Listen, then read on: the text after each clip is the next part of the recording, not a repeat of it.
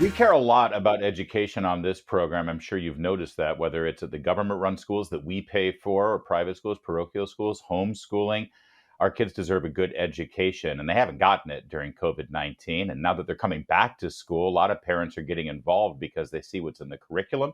It's not focusing on actually teaching our kids what they need to know, that it's a left wing liberal agenda. Oh, and then there's the transgender policies and the idea that government run teachers and schools should be able to keep sexual secrets from parents about their own children. It's kind of a big deal right now. And governors are taking positions one way or the other. And that tells us how they're going to run things if they ever want to run for president. That brings us to Meet the Press yesterday, where one of those governors from Maryland, Larry Hogan, was commenting on another governor's policies, Ron DeSantis in Florida. And well, here's how the conversation went. My question to you is not whether this is a legitimate issue to be talking about. It's about whether this is the main issue or not. Do you view this as the main issue for 2024? No, I think it's an important issue, and I do hear it. And people are concerned about this as I travel around the country because, most people just don't think we should be talking about, things like sex to young kids, and that parents want to be more involved in the decisions about what their kids are being taught. However, I think some of this rhetoric is, demanding that things be done a certain way, or that you can't say this or you can't say that. We've got to be really careful. I know. About. Does it feel like you're going the other way? Like it's sort of like you're, on one hand, you've Governor DeSantis claiming, hey, I don't want all of this, but I'm going to tell you exactly what you can say, and I'm going to tell you what you can't say. Well, I'm a small government, common sense conservative, and to me, it sounds like big government and authoritarian. You have to agree with me, and I'm going to tell you what you can and can't do. But it's an issue. It's not the most important issue. I think more people are concerned about the economy, inflation. They're concerned about crime. But education's one of the things that we've got to talk about. We got to talk about it, but you know me, I'm just a small government conservative. That seems not the right way to go, says Larry Hogan of Maryland. Well, joining us right now is our friend Bethany Mandel. She is a resident of Maryland. She was able to witness exactly how those small government conservatism policies manifest over 8 years in the state of Maryland. And she joins us now. Although, by the way, columnist at Deseret News and co-author of the forthcoming book, Stolen Youth, that's available now. Bethany, thanks for joining us. Thank you so much, Larry. Hating on the worst Larry of Maryland is one of my favorite things to do, so I'm here for it. I appreciate that. Listen, he's a nice guy. He's affable. He kind of looks like your odd uncle there. But this whole small government conservatism thing, that's not really going to fly given what his track record was in Maryland, is it? Yeah, no, I mean, he liked to wash his hands of anything and everything that he didn't really want to get involved in. And a lot of that was overreach. So I live in Montgomery County, which is the richest and I would argue the most progressive in the state. And he washed his hands of the fact that Maryland, the state of Maryland, had the longest school closures in the country. And he Yep. just kind of shrugged his shoulders and said, I can't do anything. But then in August of 2020, when Montgomery County tried to close the private schools to try to keep people in the public so that they could still get the funding, even though the schools weren't physically open. Larry Hogan found his spine miraculously. That one and only time Larry Hogan thought that he should get involved in an issue of governance when it came to schools. He issued an executive order that said that Montgomery County couldn't keep parochial and private schools closed. So he's a small government, whatever, except when his buddies who have kids in Catholic schools in the richest county in the state give him a call. And then at that point, that's when he stepped in. But he never stepped in for any public school kid in the state of Maryland or in the county of Montgomery County. We had the longest mask mandates. We had the longest everything. Larry Hogan did not care about public school kids. The only time he stepped in his time as governor was to advocate for rich kids in private and parochial schools. And I'm sorry, that is contemptible. Yeah. So it's okay to be an authoritarian if it comes to, making sure that rich kids can go to private school, but Exactly.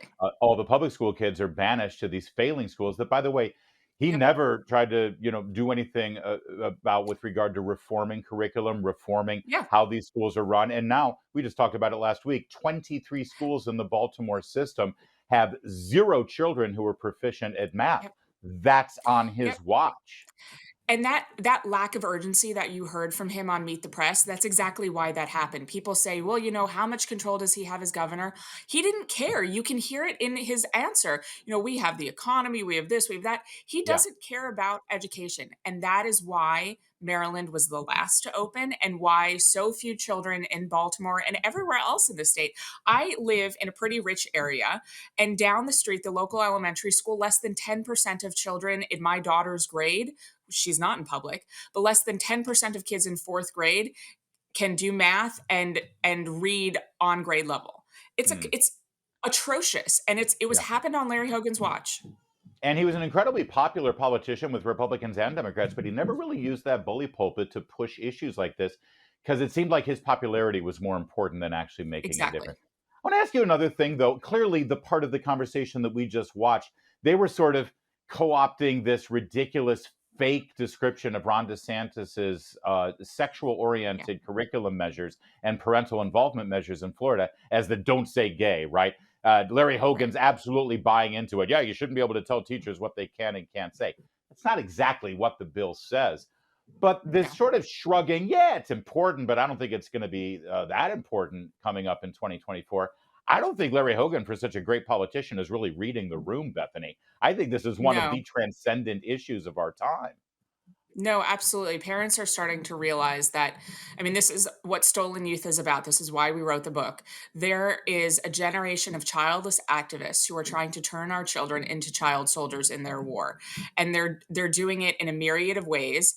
And we need politicians like Ron DeSantis who will stand up and say, not on my watch. These Mm. are our children, and we need to protect those children and protect parental rights. And this shrugging of the shoulders from Larry Hogan is exactly how we got here, because there are a million Republicans like him, and they can see themselves out the door because we are done with them.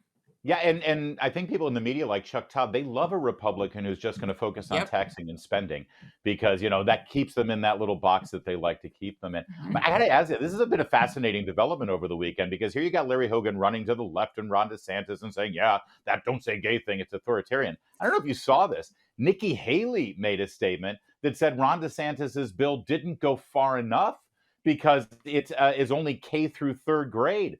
She said, I don't think anybody in elementary school, none of those kids should be having these conversations with their teachers. This is setting up a very interesting conversation for Republicans. That's fantastic. I mean, Nikki Haley is a little bit of a weather vane, and I say that with the utmost love and respect for her. I think she's done a great job wherever she's gone. But that's an interesting sort of statement because she is reading the room, and she is very good at reading the room. And if that's how she's reading it, I'm encouraged. So, have parents figured out a way, from in your mind and from your perspective, especially after the research that you did for Stolen Youth, your book that's coming out? Have parents sort of figured out a way to harness on this issue and actually turn it into political action, or is it really just a whole lot of complaining on Facebook pages?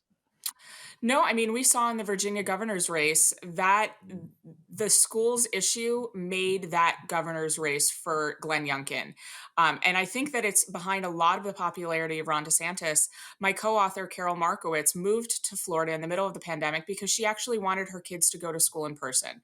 And that was not an option where she was living in New York City. And I think that there are a lot of parents like her who did make that move to Florida and who did make that move to red states. But Yeah. there's a lot of other parents like me who, we would love to live in a place where children are put at the top of the priority list. And here in Maryland, under Larry Hogan's watch, they were placed at the bottom. Yeah, and back to Hogan real fast. We've got less than a minute left, but it seems like for the last couple of decades, there's always been a lane of sorts for a Republican who's like, listen, I'm going to talk about the size of government and taxing and spending, but I'm not one of those icky Republicans that talks about the cultural issues. Is that lane still there in the Republican No. Party? No, absolutely not. I don't even. Who is he going to get? Like, he's not going to get parents. He's not going to get folks like you and me who actually care about children. We have come to see that. We both love Andrew Breitbart deeply. Politics is downstream of culture, and we gave up the culture fight. And when we lost Andrew Breitbart, I think a lot of us lost the will to fight that fight. And I think that we've realized that Andrew was right and that we cannot see the culture, and that culture starts in the classroom and it starts with our children. And Yeah. that is why we wrote Stolen Youth, because they're trying to sway an entire generation into woke revolutionaries, and we as parents need to stop them. Well said. Bethany Mandel. Stolen Youth is the book, coming out soon. We'll have her back to talk about it. You're watching O'Connor Tonight.